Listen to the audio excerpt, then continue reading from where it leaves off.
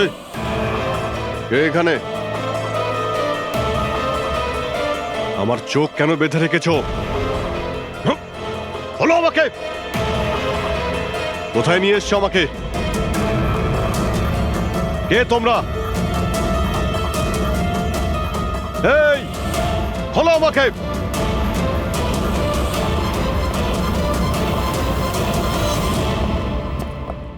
কে তোমরা? হ্যাঁ, চোখ থেকে ওটা খোলো।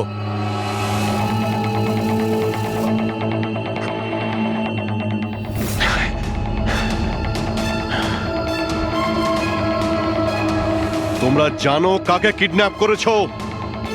একজন সিআইডি অফিসারকে। অভিজিৎ, তুমি আর এখন কোনো সিআইডি অফিসার নও। Senior inspector Abhijit CID duty থেকে সাসপেন্ড থাকবে। ভয় পেও না, আমাদের থেকে তোমার কোনো ভয় নেই। আমাদেরকে নিজের বন্ধু ভাবতে পারো। বন্ধু?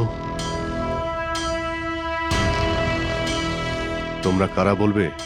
সব জেনে যাবে অভিজিৎ, আমরা কে আর তোমার থেকে কি চাই। অন্ধকারে লুকিয়ে রয়েছো কেন? সাহস থাকলে সামনে এসো। আমরা অন্ধকারে আছি কারণ এই দেশ আর সমাজ আমাদেরকে আলোতে কাজ করতে দেয় না। তার মানে আমরাও তোমার মতো একজন আইনের রক্ষক, কিন্তু তুমি আইনের ছাতার তলায় কাজ করো আর আমরা ওর বাইরে। আমরা অপরাধীদের সরাসরি সুবিচার দিয়ে থাকি, না কোর্ট, না কাছারি, না এনকোয়ারি কমিশন, সোজা মৃত্যুদণ্ড। এক মিনিট, তোমরা কি বলছো? আমি কিছুই বুঝতে পারছি না। চিনতে পারছো একে? এ তো মালবিকা, নামেই সোশ্যালাইট, কিন্তু অনেক আতঙ্কবাদী সংগঠনের সঙ্গে যুক্ত। Good, next. একে আবার চিনব না? সবাই জানে ও রিয়েল এস্টেটের ব্যবসায়ী, কিন্তু তার আড়ালে ড্রাগসের ব্যবসা। উইলিয়াম? এ তো উইলিয়াম। 7টা মার্ডারের কেস আছে এর উপরে। That's right. কিন্তু এদের ছবি তোমরা আমায় কেন দেখাচ্ছ? আইনের ইতিহাসে আজ এক ঐতিহাসিক জয়। ভয়ঙ্কর আসামি বালা সিজু, যাকে বাচ্চাদের অপহরণের জন্য প্রত্যেক রাজ্যের পুলিশ খুঁজে বেড়াচ্ছিল, সে শেষ পর্যন্ত সিআইডির হাতে ধরা পড়ে গেল। এখন সিআইডির টিম বালাকে জিজ্ঞাসাবাদ করবে, আর বালাকে জিজ্ঞাসাবাদের ভিডিও বানিয়ে সেটাকে আদালতে প্রমাণ হিসেবে তুলে ধরবে, যাতে বালাকে কঠোর থেকে কঠোরতর সাজা দিতে পারা যায়।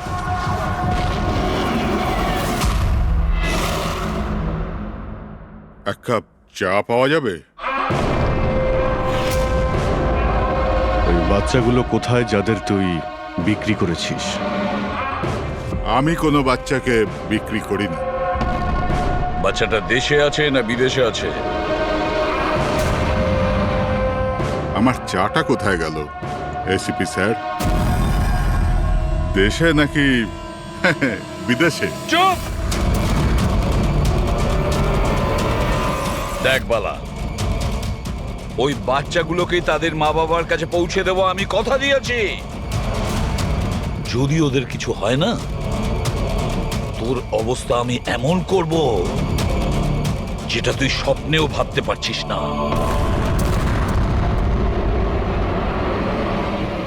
এসিপি স্যার আমাকে হুমকি দিচ্ছেন?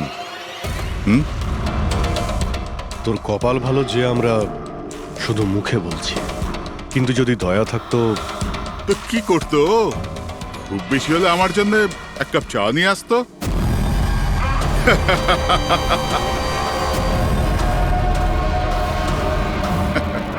পা নিচে নামা। আরে ম্যাডাম, আপনি আমার জন্য চা বানিয়ে আনুন। তাছাড়া মেয়েদের কাজ ঘরেই হয়, এই সিআইডিতে কেন সময় নষ্ট করছেন আপনি? আর যদি আমার ম্যাডামের হাতের চা ভালো লাগে, হ্যাঁ, তো আমি ওর সাথে বিয়ে করবার ব্যাপারেও ভাবতে পারি। উকিল বাবু, এ কিন্তু বড্ড বাড়াবাড়ি করছে। কি তোর এত সমস্যা হচ্ছে কেন অভি? হ্যাঁ? তোর এই ম্যাডামের সাথে কোনো চক্কর চলছে নাকি রে? এটা কি করলেন আপনি? আমার ক্লায়েন্টের উপর হাত তুললেন আপনি।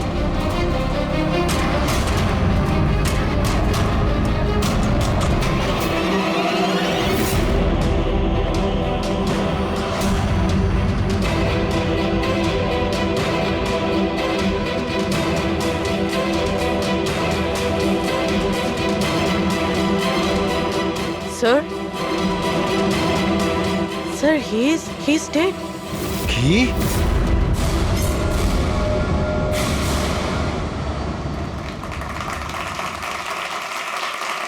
Good evening ladies and gentleman and welcome to প্রশ্ন উত্তর। আমি আপনাদের হোস্ট অভয় কুমার আপনাদের স্বাগত জানাই। আজকের বিষয় একটা বিতর্ক যে আমাদের দেশের আইনের রক্ষাকর্তারা আইনের থেকেও কি বড়। আপনারা সবাই এটা নিশ্চয়ই শুনেছেন যে সিআইডির সিনিয়র অফিসার অভিজিতের উপরে বালা নামক এক ক্রিমিনালকে হত্যার অভিযোগ আরোপ করা হয়েছে। এই জন্য আমাদের মাঝে আজকে উপস্থিত আছেন নিজেই senior inspector Abhijit from the CID bureau, যার সাথেই এসিপি প্রদ্যুমান স্যারও, ওয়েলকাম স্যার, আর senior inspector Daya CID bureau থেকে। আমাদের প্যানেলিস্ট হলেন ex army officer mister Ranbir, ex IB officer Sanjit sir, আর এক্স জাজ মিসেস মন্দিরা, আর সঙ্গে আছেন ক্রাইমের senior editor Madan Kumar sir, আর সঙ্গে উপস্থিত আছেন সিনিয়র জার্নালিস্ট আর হিউম্যান রাইটস অ্যাক্ট্রেস। তাহলে আমি শুরু করতে যাচ্ছি হিউম্যান রাইটস অ্যাক্ট্রেসকে দিয়ে। বলুন, এই কেস সম্পর্কে আপনি কি বলবেন? এদের মতো অফিসারদের জন্যই আইনের নাম খারাপ হচ্ছে দেশে। একদম ঠিক। হাতে বন্দুক কি শক্তি এসে যায়? এনাদের মনে হয় কি যা খুশি তাই করবে। আর মানবাধিকারকে মুচড়ে রেখে দেয় এই সব আইন রক্ষকরা। হ্যাঁ, আমি তো বলি এদের থেকে বন্দুকটাই ফেরত নিয়ে নেওয়া উচিত। বন্দুক চালানোর নৈতিকতা কি হতে পারে এদের ধারণাই নেই। আমি তো এটা বলবো যে এরা একটা সিম্পল কথাকে রং চড়িয়ে বলছে। বালা সিআইডিদের সঙ্গে খারাপ ব্যবহার করেছিল, আর এর মধ্যে যদি হাত উঠেই যায় তার মানে তো এই নয় যে অভিজিতের ওপর খুনের দাগ লাগিয়ে দেওয়া হবে। আর যদি কোনো অপরাধীর হাতে হতো এই খুন, তো তাহলে কি আপনি ছেড়ে দিতেন? বা সাধারণ মানুষের হাতে? না তো। তাহলে যে নিয়ম সাধারণ মানুষের জন্য রয়েছে তা সিআইডির জন্য কেন হবে না? মিস মন্দিরা, আপনি কখন থেকে চুপ করে বসে আছেন? এই বিষয়ে আপনি কি বলতে চান? অভিবাবু, আমি এই জন্য চুপ রয়েছি যে যেই সিআইডির বাহাদুরির প্রশংসা লোকেরা করে থাকে তাদেরকে আজ এখানে অপমান করাটা ঠিক হচ্ছে কি? দেখুন, আমার মনে হয় তর্কের কোনো শেষ নেই। যে অভিজিৎ ঠিক না ভুল, এগুলো নিজস্ব ভাবনার উপর নির্ভর করে। এখন আমি কথা বলতে চাই এসিপি প্রদ্যুমান স্যারের সাথে, যার লম্বা কেরিয়ার দেশের প্রতি দায়িত্ব এবং কর্তব্যে পরিপূর্ণ। এই কেসেতে আপনি কার পক্ষ নেবেন? সিআইডির অভিজিৎ স্যারের নাকি আইনের পক্ষ নেবেন? দেখুন, আজ পর্যন্ত আমি বরাবর আইনকে সমর্থন করেছি, আর পরেও সমর্থন করব। আমি ন্যায়ের পক্ষেই। আর এ কথা বলার কাউকে আমি সুযোগ দেব না যে আইন সিআইডির জন্য একরকম আর সাধারণের জন্য অন্যরকম।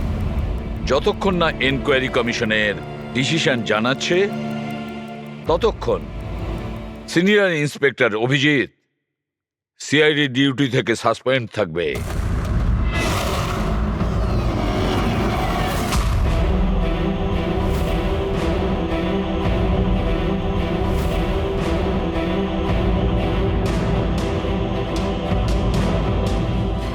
এক মিনিট স্যার।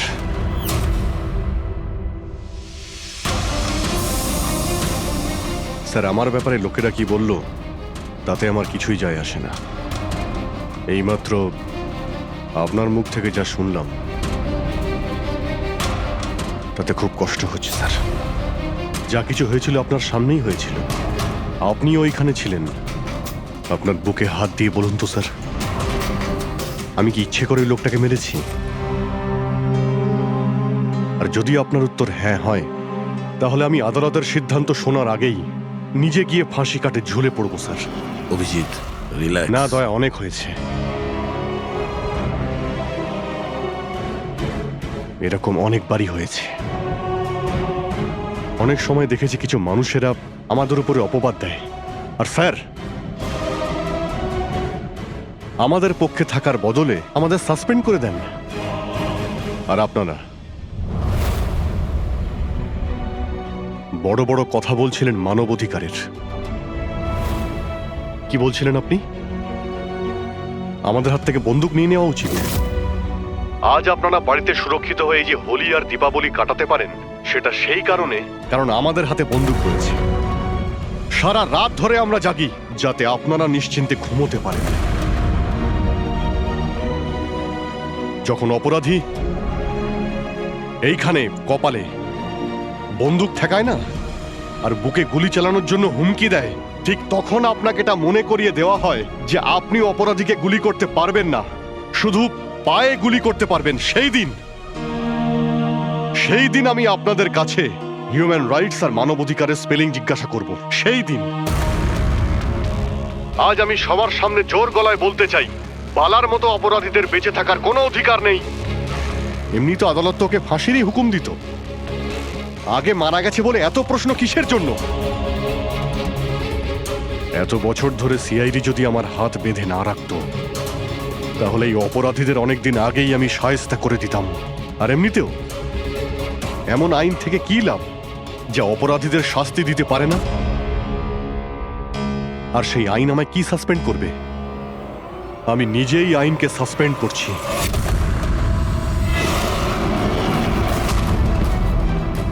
মনে সাহস আর পকেটে রেজিগনেশন নিয়ে আমি সবসময় ঘুরি।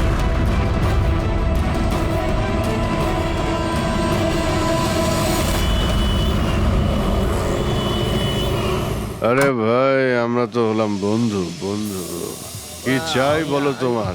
এই আমার বন্ধুর জন্য সব নিয়ে এসো আজকে, তুমি আর আমি মিলে। এই চল চল। অভিজিৎ, কি হয়েছে কি তোমার? কোন জায়গায় বসে আছো তুমি? আর কি ধরনের লোক আছে সাথে? চলো ওঠো ওঠো, চলো বাড়ি চলো। কোথায় যাব? সিআইডি ব্যুরোই তো আমার বাড়ি ছিল, আর ওখানে যাওয়ার আমার পারমিশন নেই। স্যার, সব ঠিক হয়ে যাবে। আপনি এখান থেকে চলুন। সব ঠিক হয়ে যাবে? এর থেকে আর কি ঠিক হবে? আর এখন আমি সিআইডি অফিসার নই। কোনো হিউম্যান রাইটস, কোনো এনকোয়ারি কমিশন আমার কিছুই করতে পারবে না। সমস্ত অপরাধীদের খুঁজে খুঁজে মারবো আমি। আর তোমরাও আমার কিছুই করতে পারবে না। আর না তোমার ওই এসএপি প্রদ্যুমান। যাও, তোমরা ওর কাছেই যাও। তোমাদের মুখ আমি দেখতে চাই না, যাও। অভিজিৎ, তুমি সজ্ঞানে আছো? তুমি জানো তুমি কি বলছো? ছাড়ো না ভাই। যদি তুমি সত্যিকারের বন্ধুই হতে না, তাহলে ওই দিনই প্রমাণ করে দিতে আজ এই সমস্ত ন্যাকামি করার কোনো প্রয়োজন নেই। কি বললে তুমি? নাটক? তোমার এটা নাটক মনে হলো? আবার কি? ঠিক বলেছ, একদম ঠিক বলেছ। স্যার, যাও যাও, তুমিও যাও।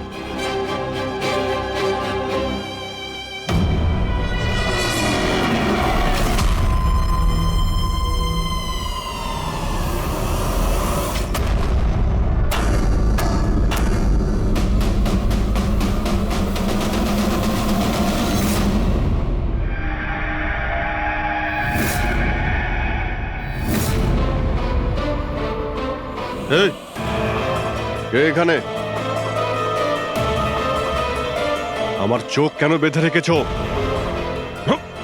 বলো আমাকে, কোথায় নিয়ে এসছো আমাকে? কে তোমরা? এই, বলো আমাকে।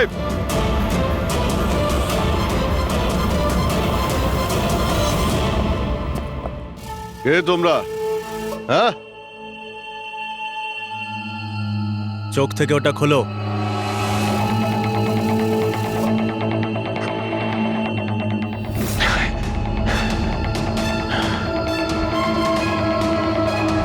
তোমরা জানো কাকে কিডন্যাপ করেছো? একজন সিআইডি অফিসারকে। অভিজিৎ, তুমি আর এখন কোনো সিআইডি অফিসার নও। Senior inspector Abhijit CID duty থেকে সাসপেন্ড থাকবে। ভয় পেও না, আমাদের থেকে তোমার কোনো ভয় নেই। আমাদেরকে নিজের বন্ধু ভাবতে পারো। বন্ধু? তোমরা কারা বলবে? সব জেনে যাবে অভিজিৎ, আমরা কে আর তোমার থেকে কি চাই। অন্ধকারে লুকিয়ে রয়েছো কেন? সাহস থাকলে সামনে এসো। আমরা অন্ধকারে আছি কারণ এই দেশ আর সমাজ আমাদেরকে আলোতে কাজ করতে দেয় না। তার মানে আমরাও তোমার মতো একজন আইনের রক্ষক, কিন্তু তুমি আইনের ছাতার তলায় কাজ করো আর আমরা ওর বাইরে। আমরা অপরাধীদের সরাসরি সুবিচার দিয়ে থাকি, না কোর্ট, না কাছারি, না এনকোয়ারি কমিশন, সোজা মৃত্যুদণ্ড। এক মিনিট, তোমরা কি বলছো? আমি কিছুই বুঝতে পারছি না। চিনতে পারছো একে? এ তো মালবিকা, নামেই সোশ্যালাইট, কিন্তু অনেক আতঙ্কবাদী সংগঠনের সঙ্গে যুক্ত। Good, next. একে আবার চিনব না? সবাই জানে ও রিয়েল এস্টেটের ব্যবসায়ী, কিন্তু তার আড়ালে ড্রাগসের ব্যবসা। উইলিয়াম? এ তো উইলিয়াম। 7টা মার্ডারের কেস আছে এর উপরে। That's right. কিন্তু এদের ছবি তোমরা আমায় কেন দেখাচ্ছ? আমার কাছে কি চাইছো? বলবো, প্রথমে তুমি এটা বলো যে যদি তুমি এটা জানতে পারো যে এই অপরাধীদের আইন কখনোই সাজা দিতে পারবে না, তখন তুমি কি করবে? যদি এরা কখনো শাস্তি না পায় তো?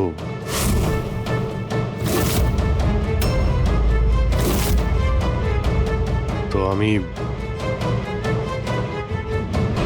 আমি এদের নিজেই মারব। আর এমনিতেও কোনো অপরাধীদের বেঁচে থাকার কোনো অধিকার নেই। সবাইকে পিষে মেরে ফেলা উচিত, সবাইকে। Very good. তোমার ভেতরে এই রকমই উদ্যম আর সাহস দেখতে চেয়েছিলাম আমরা। আমি তোমার যন্ত্রণা বুঝতে পারি অভিজিৎ। যদি বালা ভুল করে মরেও যায় তাতে কি আর হবে? ছিল তো ও একটা অপরাধী, না? এবার তুমিই বলো অভিজিৎ, এত বছরের চাকরির এই যে পুরস্কার পেয়েছো তুমি, এটা কি ঠিক? এদের মতো অফিসারদের জন্যই আইনের নাম খারাপ হচ্ছে দেশে। আর মানবাধিকারকে মুছড়ে রেখে দেয় এই সব আইন রক্ষকরা। হাতে বন্দুক কি শক্তি এসে যায়? এনাদের মনে হয় কি যা খুশি তাই করবে। না, এটা একদমই ঠিক নয়।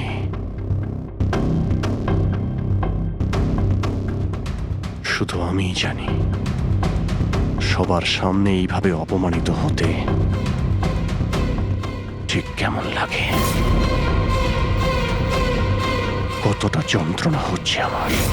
আমরা বুঝতে পারছি অভিজিৎ, এই জন্যই তো তোমার দিকে বন্ধুত্বের হাত বাড়াতে চাই। আমাদের গ্যাংয়ের কাজ হলো এই অপরাধীদের শাস্তি দেওয়া, যাদেরকে আদালত খোলা ছেড়ে দিয়েছে। হাত মেলাবে আমাদের গ্যাংয়ের সাথে? এত কি ভাবছো অভিজিৎ? আমাদের সঙ্গে থাকবে নাকি ওই সিস্টেমের সাথে, যে অজান্তে হওয়া একটা ঘটনার জন্য তোমাকে শাস্তি দিয়েছে? আমি জানি না যে তোমরা কারা, তবে লড়াই যখন অপরাধ আর অপরাধীদের বিরুদ্ধে, তখন আমার উত্তর সবসময় হ্যাঁ। কিন্তু এর প্রথমে তোমাকে বিশ্বস্ততার পরীক্ষা দিতে হবে। বিশ্বস্ততার পরীক্ষা? এই লোকটা কে? গগন, যে 5 জন মহিলাকে খুন করেছে, আর আদালত একে মানসিক ভারসাম্যহীন হিসেবে মুক্তি দিয়ে দিয়েছে। নাও রিভলভার আর চালাও গুলি।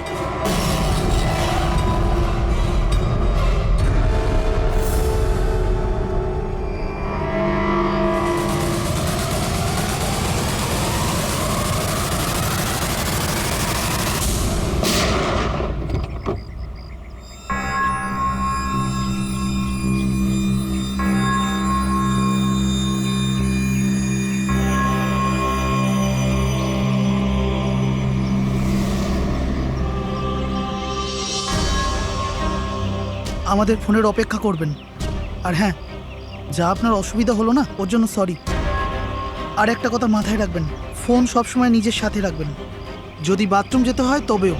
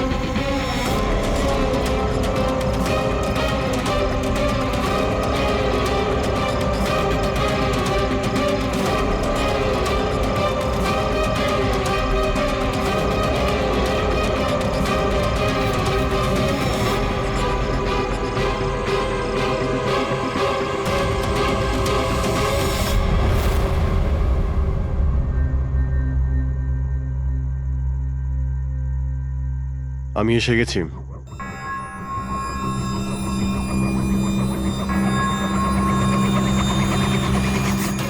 আমাদের সন্দেহই ঠিক।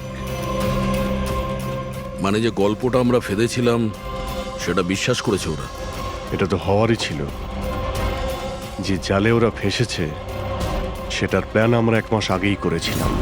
তবে স্যার, এত নামী অপরাধীদের একের পর এক খুন হওয়া, এটা কোনো কোইন্সিডেন্স হতে পারে না। স্যার, এই সমস্ত অপরাধীদের নতুন শত্রু কে এসছে? সেটাই তো আমি ভাবছি দয়া। এই 5 জনের একটা শত্রু থাকবে সেটা সম্ভব নয়। কিন্তু স্যার, আলাদা আলাদা থাকলে তারা একসাথে হামলা করলো কিভাবে? পুরোপুরি লোকগুলো আলাদা হতে পারে, কিন্তু গ্যাং একটাই, মোটিভও একটাই, খারাপ মানুষগুলোকে শেষ করা। কিন্তু আইনকে নিজের হাতে নিয়ে আলাদা আলাদা শহরে আলাদা আলাদা সময় খুন করা, এত লম্বা প্ল্যানিং কেউ একা করতে পারবে না। একদম ঠিক বলছো অভিজিৎ। মনে হয় তুমি কিছু পেয়েছো। হ্যাঁ হ্যাঁ বস। কি বস, এটা একজন খুনির কাজ নয়, কারণ বেশিরভাগ ক্ষেত্রে এক একজন খুনির খুন করার পদ্ধতিটা নিজেদের পছন্দ মতো, কিন্তু এক্ষেত্রে সেটা হয়নি। এই দেখো, একে গুলি করা হয়েছে, গুলি অনেক দূর থেকে করা হয়েছে, কিন্তু সেটা সোজা এসে হার্টে বিঁধেছে, 1 ইঞ্চিও এদিক ওদিক নয়। আর একটা, একে মার্শাল আর্টের একটা বিশেষ পদ্ধতি দিয়ে মারা হয়েছে, খুবই বিপজ্জনক, একটা আঘাতেই শেষ। আর এই তৃতীয় মার্ডার, এই তৃতীয় ব্যক্তিকে বিষ দিয়ে হত্যা করা হয়েছে। একটা ছোঁচলো জিনিস দিয়ে বিষটা ইনজেক্ট করা হয়েছে সোজা আর্টারিতে। বিষটা খুব তাড়াতাড়ি রক্তে মিশেছে আর স্পট ডেড। তাহলে তৃতীয় মার্ডারটাও কোনো এক্সপার্টই করেছে স্যার? হ্যাঁ অভিজিৎ, প্রথম শার্প শুটার, দ্বিতীয় মার্শাল এক্সপার্ট, আর তৃতীয় জন খুব ভালো করে ইঞ্জেকশন দিতে জানে। তারা যারাই হোক, মানুষকে বিশেষভাবে মারার প্রশিক্ষণ প্রাপ্ত এরা, যেমন কোন স্পেশাল এজেন্ট। আর হতে পারে এই গ্যাংয়ে এই ধরনের চিন্তা ভাবনা করার মতো আরো লোক আছে, যারা এই সমাজ থেকে অপরাধীদের সরিয়ে দিতে চায়। স্যার, যদি ওরা এত এক্সপার্ট হয়ে থাকে, তাহলে না ওরা কোনো প্রমাণ রাখবে? না কোনো সূত্র। ওদেরকে ধরবো কিভাবে? লোহাই লোহাকে কাটতে পারে পুরবী। এদের গ্যাংকে ধরার একটাই রাস্তা আছে, বালার মৃত্যুর নাটক। সবকিছু প্ল্যান অনুযায়ী হচ্ছিল স্যার। তারপরে ওরা আমাকে ট্রিগার প্রেস করে একটা লোককে মেরে ফেলতে বলে। আর তুমি ট্রিগারে চাপ দিয়েছিলে? Yes sir. ট্রিগারে চাপ দিয়েছিলে? Yes sir. এসব কি হচ্ছে? হ্যাঁ, বলেছিলাম না আমরা তোমার পরীক্ষা নেওয়া হবে, এটা দেখার জন্য যে তুমি এই কাজটাকে পরিণতি দিতে পারবে নাকি। আমায় কাকে মারতে হবে? এমন একজন মানুষ যে মানুষ বলার যোগ্যতা হারিয়েছে, দেশের উত্তরের রাজ্যগুলোতে ড্রাগসের ব্যবসা করে, আর জানি না এর জন্য কত যুবক নিজের জীবন বরবাদ করে দিয়েছে। তার নাম? নিজেকেও অনেক বড় বিজনেসম্যান মনে করে, কিন্তু ড্রাগ ডিলিং করাই হলো ওর আসল কাজ। একবার যদি ও শহরে ফিরে আসে, ব্যাস তারপরে ওর কাজ শেষ। নাম? নামে কি এসে যায়? গুলি মারবার ঠিক 1 ঘন্টা আগে তোমাকে বলে দেওয়া হবে যে কবে আর কোথায় গুলি চালাতে হবে। ট্রিগার কি করে টিপে দিলে? ওর যদি কিছু হয়ে যেত, মারা যেত তো? না দয়া, কিছুই হতো না। ওই বন্দুকটা হাতে নিয়ে আমি বুঝতে পেরেছিলাম ওই বন্দুকের মধ্যে কোনো গুলি ছিল না। অভিজিৎ, ওদের সাথে এমন ভাবে মিশে যাও যেন তোমাকে সন্দেহ না করতে পারে।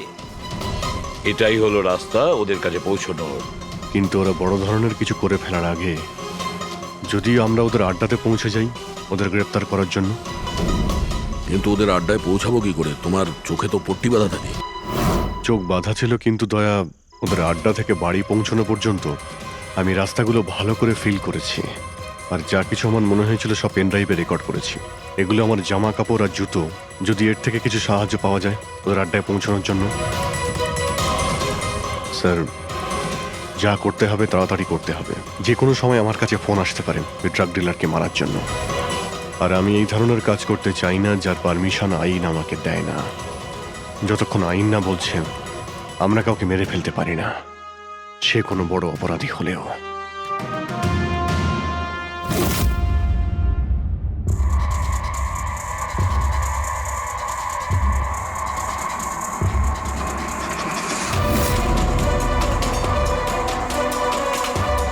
ভালো করে শুনুন, প্রায় 1.5 ঘন্টা লেগেছিল ওদের আড্ডা থেকে আমার বাড়িতে ফিরতে। গাড়ির স্পিড 60-এর উপরে যায়নি। 15 মিনিট গাড়ি ট্রাফিক জ্যামে আটকে ছিল। 10-15, আর ঠিক ওই সময় কাউকে শ্মশানে নিয়ে যাওয়া হচ্ছিল। আর হ্যাঁ, যখন আমি আড্ডা থেকে বেরিয়েছিলাম তখন ওখানে কোনো মন্দিরে আরতি হচ্ছিল যা মাইকে বাজছিল। প্রায় সব মিলিয়ে 6টা সিগন্যালে গাড়ি দাঁড়িয়েছিল, আর প্রায় 5টা ফ্লাইওভার ছিল। প্রত্যেকটা ফ্লাইওভার ক্রস করতে 40 থেকে 50 সেকেন্ড লেগেছিল। রেলওয়ে স্টেশন, একটা ফ্লাইওভারের নিচে রেলওয়ে স্টেশন ছিল যেখানে ট্রেনের অ্যানাউন্সমেন্ট হচ্ছিল। স্যার। হ্যাঁ বলো। এই দেখুন স্যার, এই দেখুন, অনিকেত কুমার স্যার। সিবিআই 2 দিন আগেই ওর সঙ্গে কথাবার্তা বলেছে। স্যার, দেশে অনেক জায়গায় ও ড্রাগসের ব্যবসা করে। এখন কোথায়? ফ্রেডি স্যার দেখছেন স্যার। স্যার, এটা প্যাডি, ধান। ও ধান। ওই যে তুমি অভিজিতের জামা থেকে যে সুতোটা এনেছিলে সেইটা একটা বস্তা সুতো, পাটের বস্তা। তাহলে ধান আর পাটের সুতো, তার মানে হচ্ছে এটা কোনো গোডাউন, কোনো একটা গোডাউনকে আস্তানা বানিয়েছিল ওরা। এমন একটা গোডাউন যেখানে সবজি বিক্রি হয়, অথবা কোনো ধানের কল। স্যার, স্যার এই রুটটা নিয়েছে এরা। রুটটা সেই রকমই যেরকম অভিজিৎ স্যার বলেছে। আমার মনে হয় এটাই। Good job Purabi. হ্যাঁ ডক্টর সালুকে। কি অভিজিৎকে আনাজের গুদামে রাখা হয়েছিল? অনিকেত আজকে সকালেই গ্রিস থেকে ফিরেছে, এখন অব্দি অফিসেও যায়নি। আচ্ছা, গ্যাং থেকে ফোন আসবে অভিজিতের কাছে। আসবে ফোন।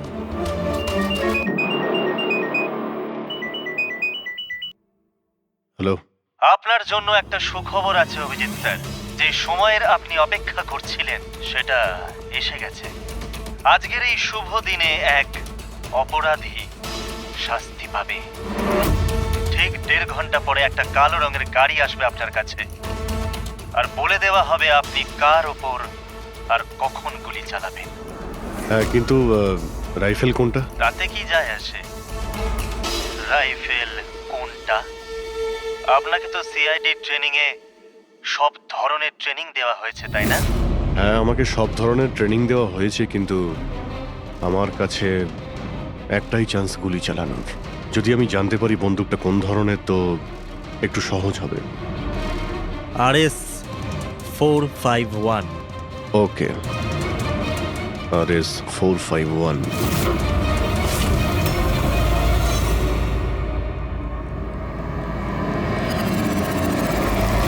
এটা কি বলছেন আপনি? আমার মৃত্যুর ভয় রয়েছে?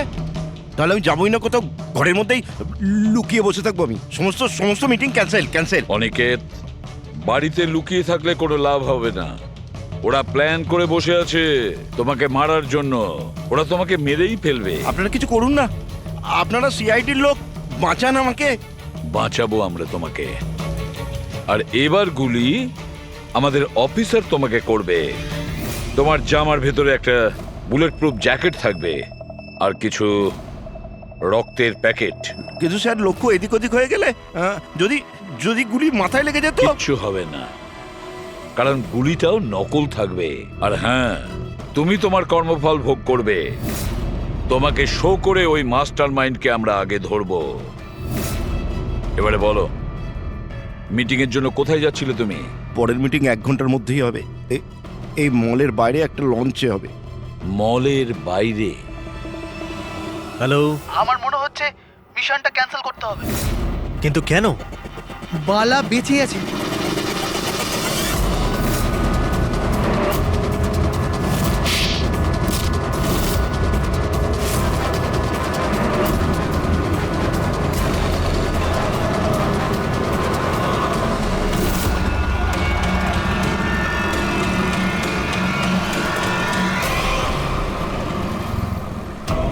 খুব বড় বিশ্বাসঘাতকতা হয়েছে আমাদের সাথে। অভিজিতের হাতে কেউ খুন হয়নি।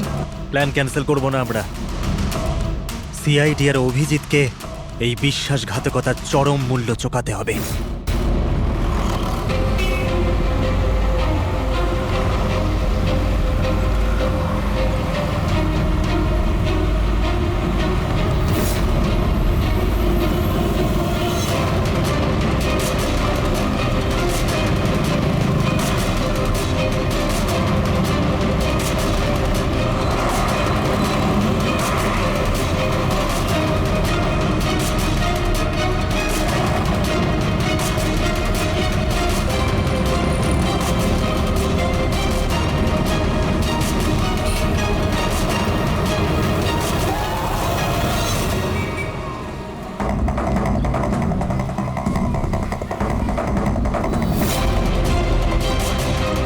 এখানে ওই লোকটা আসতে চলেছে।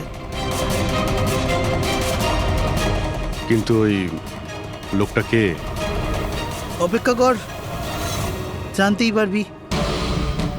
চল তোকে ওই জায়গাটা দেখাই, যেখান থেকে তোকে গুলি চালাতে হবে ওর উপর।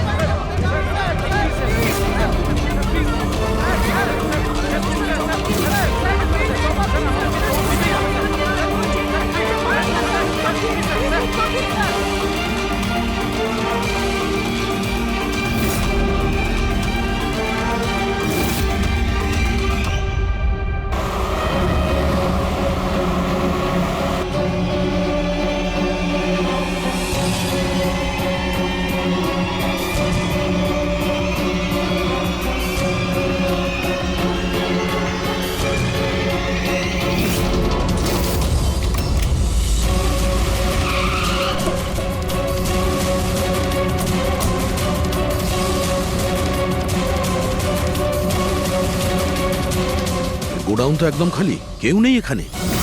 হ্যাঁ স্যার, এটা তো সেই গুদাম নয় যেটা আমরা খুঁজছি। ও দাদা ভাই, কে আপনারা? কি চাই? তুমি এখানে কাজ করো? ইয়েস।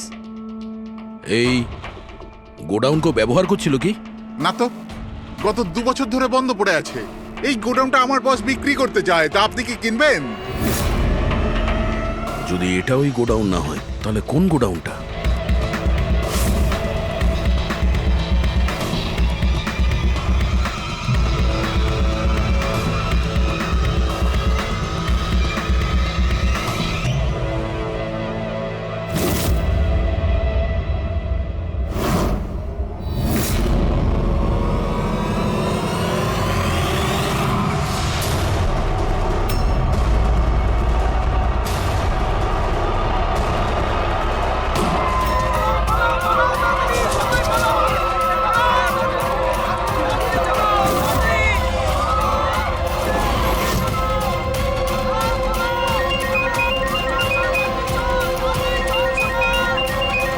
হ্যালো।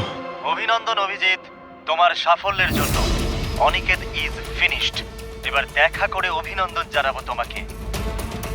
ঠিক আছে, আসছি আমি।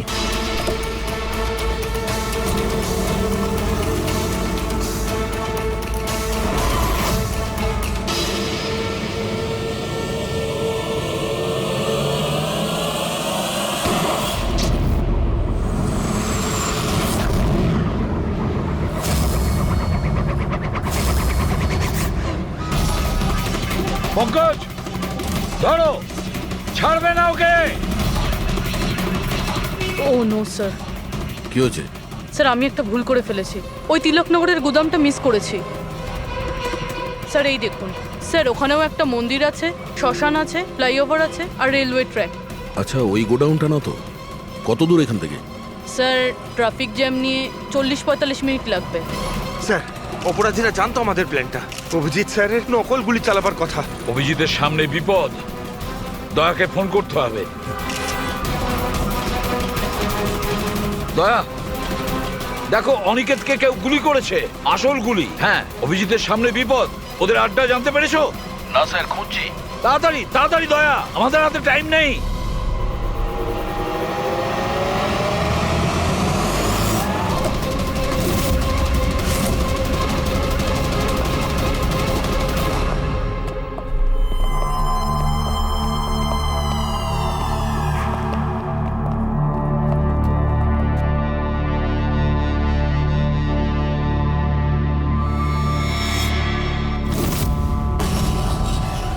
অনেক অনেক অভিনন্দন তোমাকে। Well done.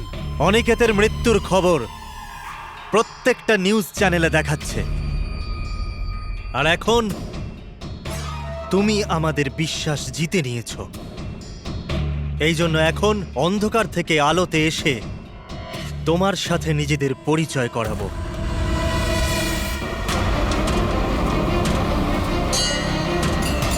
এই মন্দিরটা।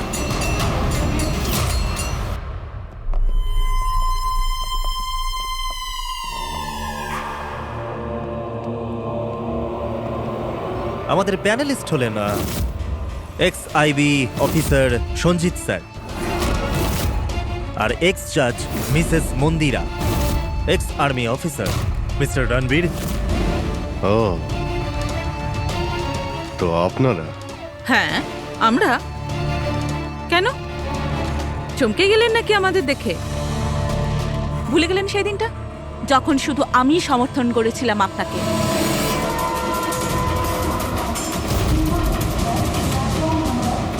এই হচ্ছে রেলওয়ে স্টেশন। অভিজিৎ, আমাদের সবাইকার লক্ষ্য এক, অন্যায় সাফ করা।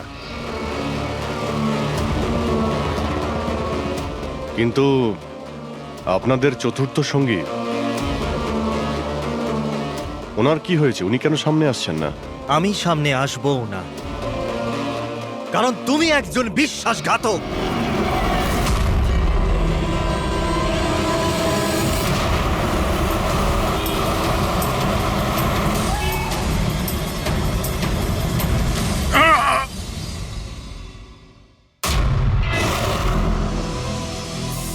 বালা বেঁচে আছে? হ্যাঁ, এ বেঁচে আছে, কারণ এই সব কিছু সিআইডির প্ল্যান মাফিক কাজ ছিল আমাদের ফাঁসানোর জন্য। আর এই হচ্ছে শ্মশান ঘাট। আর অনিকেত? সেও নিশ্চয়ই জীবিত আছে, নিশ্চয়ই এই অভিজিৎকে নকল গুলি মেরেছে। অভিজিৎ, এই বেইমানির জন্য একটাই সাজা, শুধু মৃত্যু, শুধুই মৃত্যু। তুমি আর বালা দুজনেই মরবে, দুজনেই। আর তোকে আমরা মারবো না, তোকে এ মারবে। আমি কেন? কেননা একজন বাহাদুর এবং সৎ ইন্সপেক্টরকে মারা আমাদের নীতির বিরুদ্ধে। চল, তুই মার, নইলে আমরা তোকে মারবো। ও তো আপনারা এমনিই মারবেন। না, আমরা তোমাকে আর একটা সুযোগ দেব। চালাও গুলি। নেবালা, পিস্তল নে। এই নে।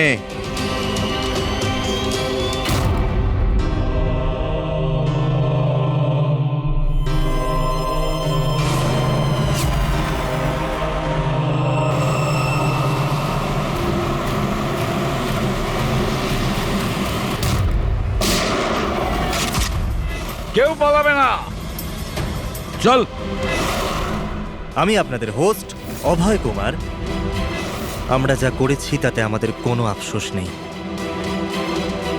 আমরা তো দেশের জন্য কিছু করতে চেয়েছিলাম, যেরকম আপনারা করে থাকেন। দেশের জন্য কিছু করা তো গর্বের বিষয়, কিন্তু তোমরা যে পথ বেছে নিয়েছো সেটা ভুল পথ, আইনের বিরুদ্ধে। তাহলে আইনই বা কোথায় 100% পারফেক্ট? এটা তো সেই আইনই যেটা থাকা সত্ত্বেও এত অপরাধী সমাজে মুক্ত হয়ে ঘুরছে। ওই অনিকেতকেও আপনি বাঁচিয়ে নিয়েছেন, তাই না? হ্যাঁ, অনিকেতকে আমরাই বাঁচিয়েছি, শুধু গুলি থেকে, আইন থেকে নয়, বুঝেছেন? আর যদি পারফেকশনের কথাই বলেন, তো 100% পারফেক্ট কিছুই হয় না, সেটা করতে হয়। আপনাদের এই চিন্তা ভাবনা কি পারফেক্ট? এর কোন গ্যারেন্টি আছে যে এই সব কিছু করার সময় তোমরা শুধু অপরাধীদেরই মেরেছ, নির্দোষ কাউকে নয়? আর সেই আদালতের কাছে নিজের অভিযোগ জানিও, সেই আদালতকে যাকে তোমরা অশ্রদ্ধা করতে, আর সেই আদালতই তোমাদেরকে সংশোধন করবে। তারপরেই তোমরা বুঝবে যে দেশের আইনের মর্যাদা কিভাবে দিতে হয়। কেসটা খুবই জটিল ছিল স্যার। হ্যাঁ, আবার অপরাধীও ধরা পড়েছে, আরো একটা কেস ক্লোজ। তোমরা কি বাড়ি যাবে না নাকি? কিন্তু এখনো একজন অপরাধীকে ধরতে বাকি আছে। কি দয়া? Hello CID. কে আপনারা? কি চাই এখানে? আমি বিক্রম, ক্রাইম টিম থেকে। আমাকে এখানকার তল্লাশি নিতে হবে। এই হলো সার্চ ওয়ারেন্ট। তল্লাশি?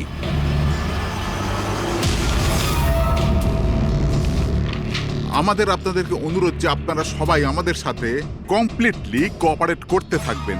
এটা কি আমরা জানতে পারি যে তল্লাশি কেন নেওয়া হবে?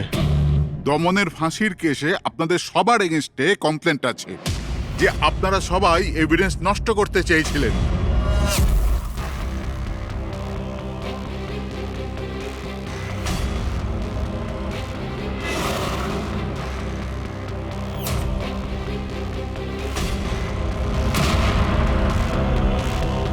তল্লাশি শুরু করো।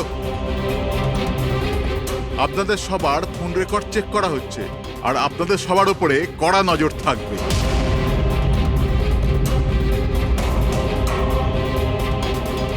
আর হ্যাঁ, আপনাদের সবার সাথে একা একা প্রশ্ন উত্তরও করা হবে।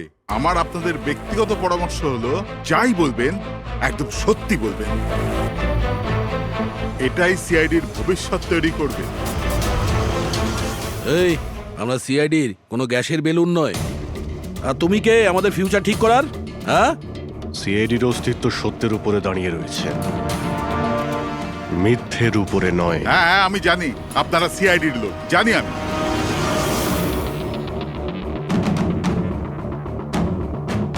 কিন্তু আপনারা যেই হন, আইনের ওপরে কিন্তু নয়। আর এখন সময় চলে এসেছে আপনাদের আইনটা মনে করা দরকার। হ্যাঁ, সেটা আমরা জানি যে আইনের ঊর্ধ্বে আমরা নই, আর আমরা আইনের সুরক্ষা করি, আইনের রক্ষাকর্তা। আমরা সিআইডি, আর গর্ব করে আমরা বলি আমরা সিআইডি অফিসার।